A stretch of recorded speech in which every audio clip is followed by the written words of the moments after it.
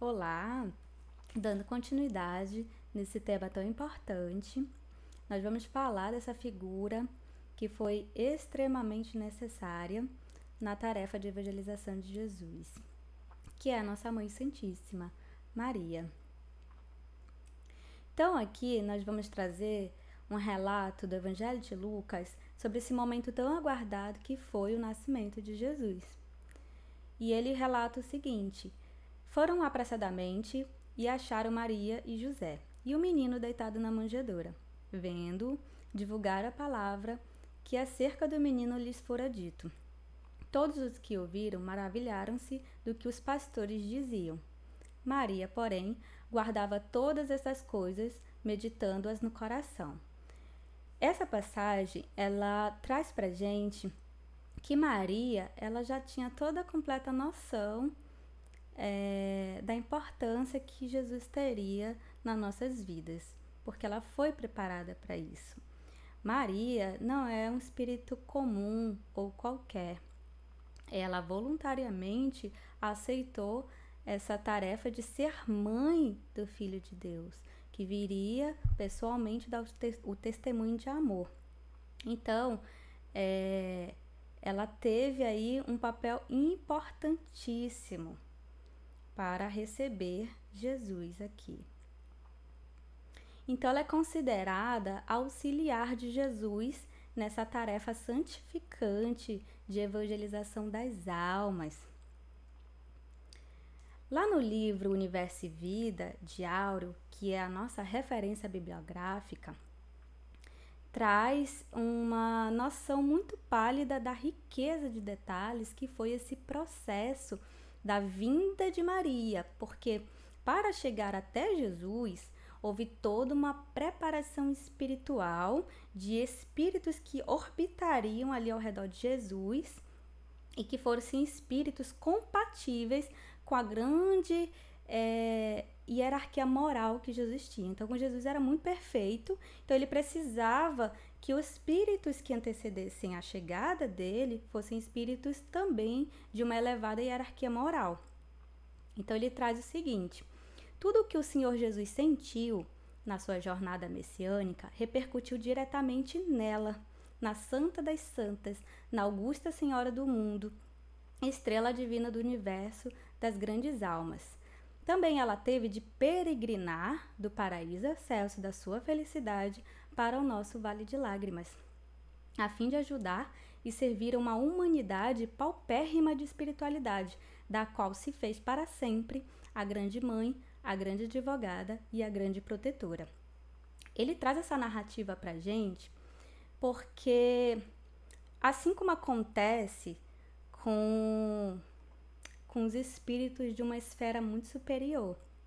Então, esses espíritos de uma grande elevada moral, intelectualmente falando, espiritualmente falando, eles abdicam das aspirações pessoais para auxiliar espíritos ainda na sua inferioridade.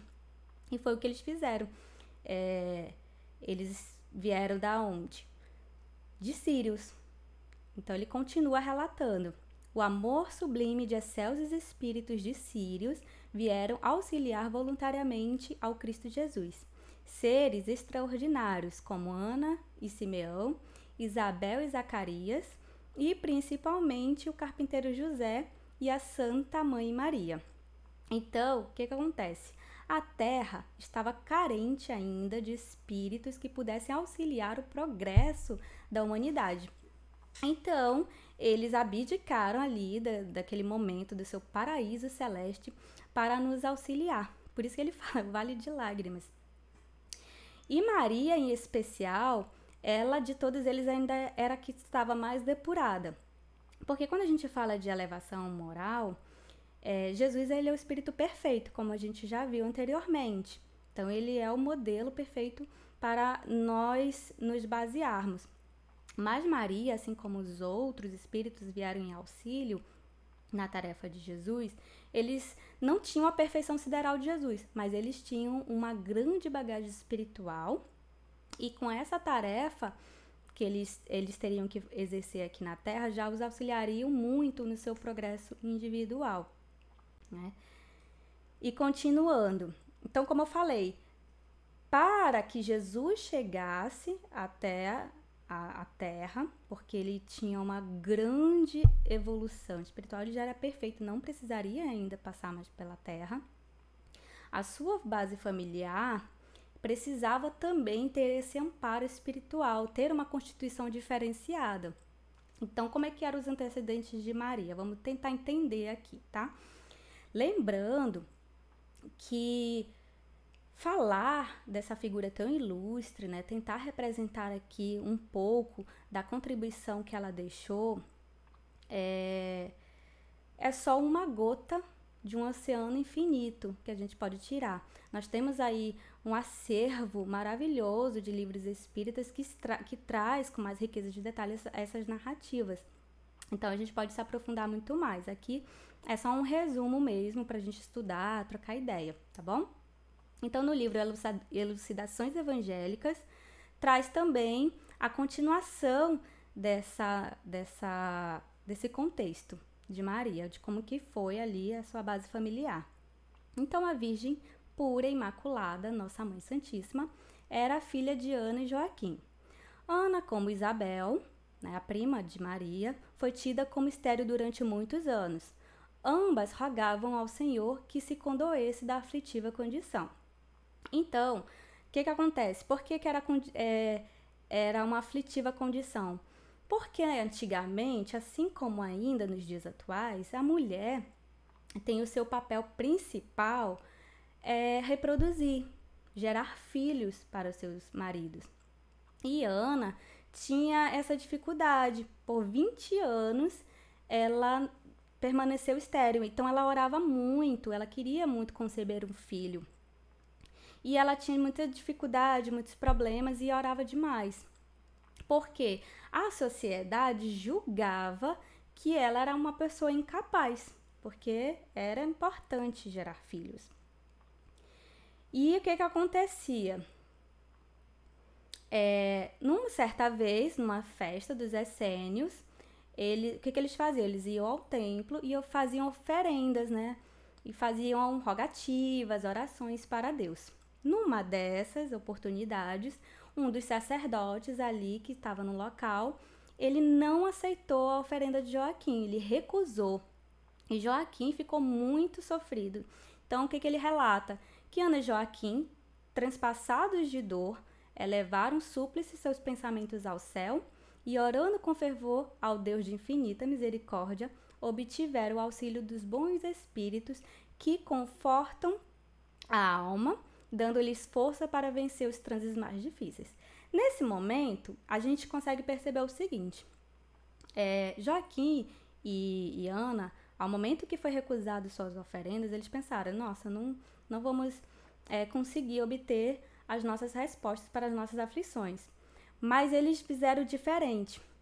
Eles mostram que o verdadeiro templo é dentro do nosso coração. Então, eles fizeram as rogativas mais íntimas para Deus e foram atendidos pelos bons espíritos. E aí, não demorou muito, Ana engravidou e aí ela recebeu ali nos seus braços uma bebezinha, que era Maria.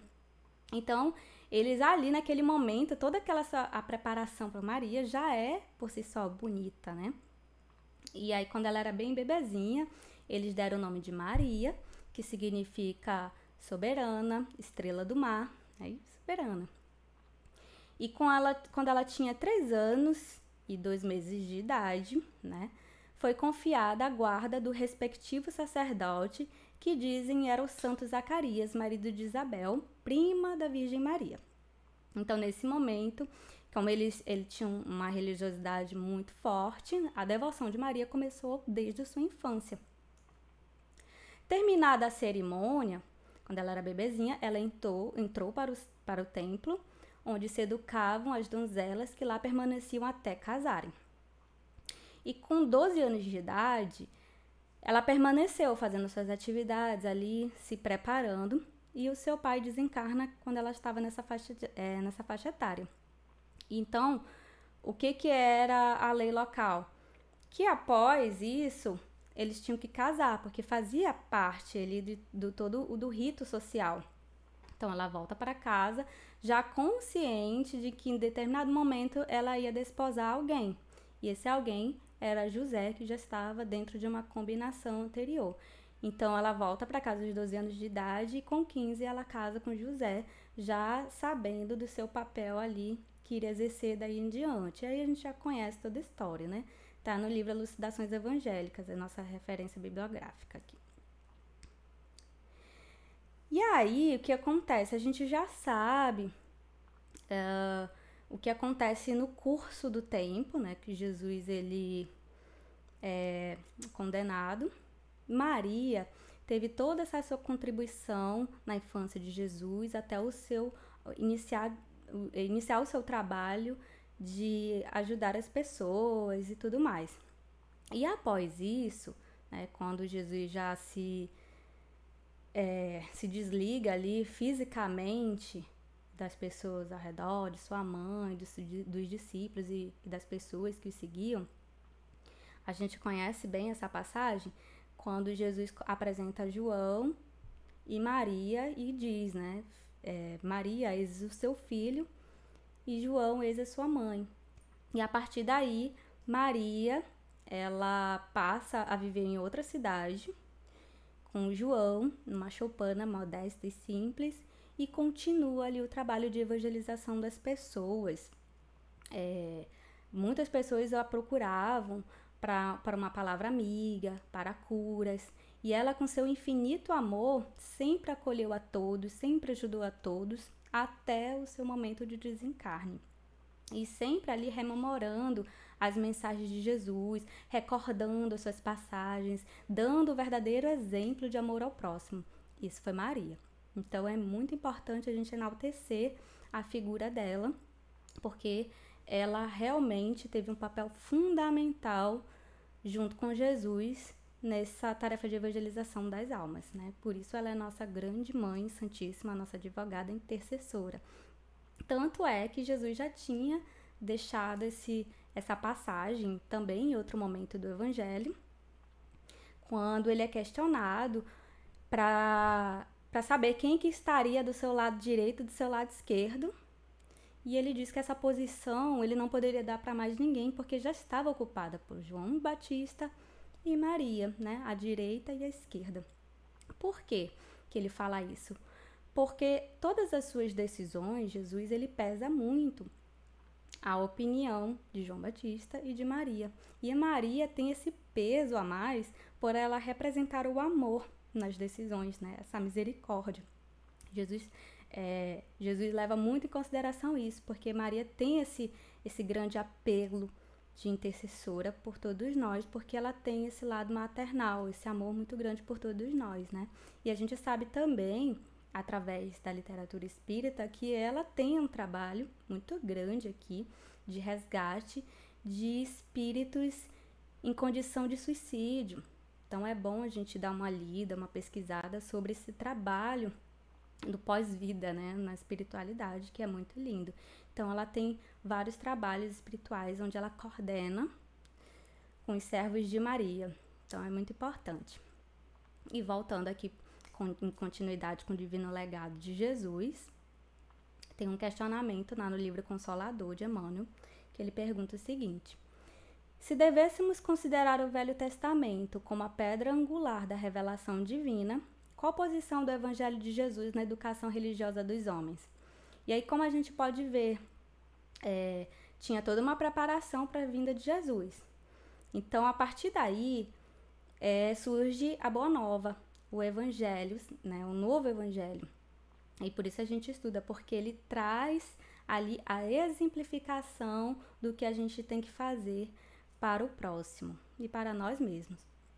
Então, a resposta é: o Velho Testamento é o alicerce da revelação divina. O Evangelho é o edifício da redenção das almas.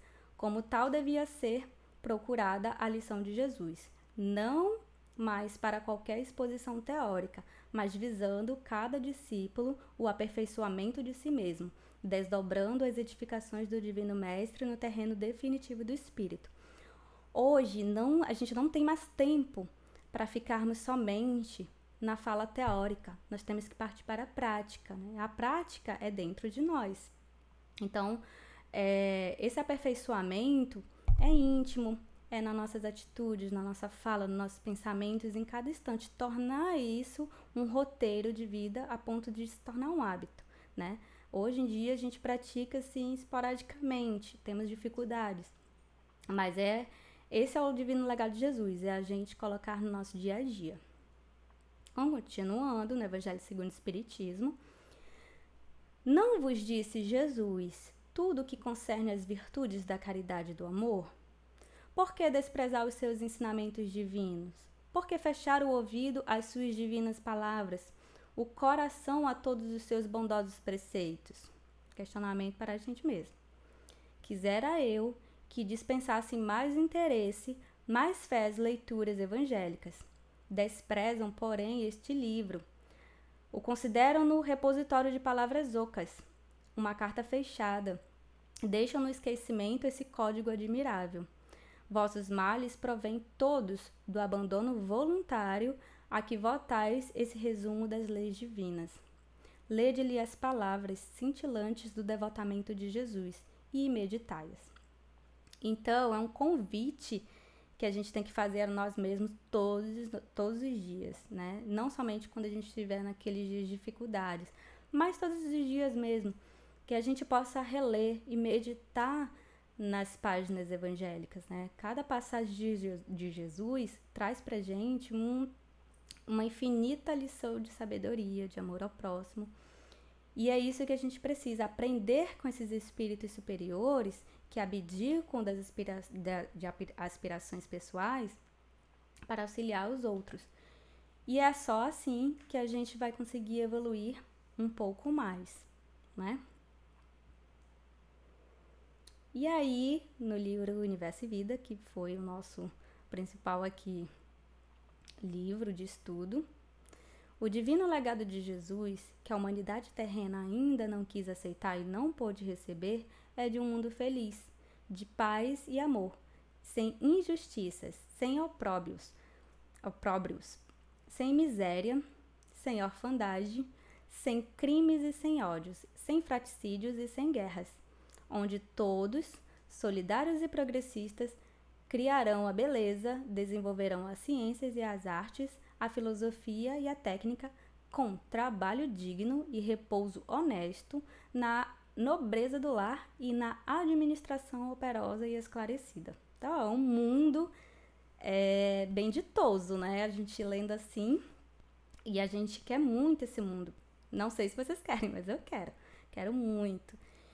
Então, como é que a gente começa? Colocando em prática as mensagens de Jesus. Quer dizer, o exemplo de Jesus. Porque ele não só falou, ele exemplificou com a sua vida o que a gente tem que fazer para o próximo, né? Abdicar dos nossos velhos egoísmos, do nosso orgulho, nos despojar dessas coisas que nos impedem de fazer o bem.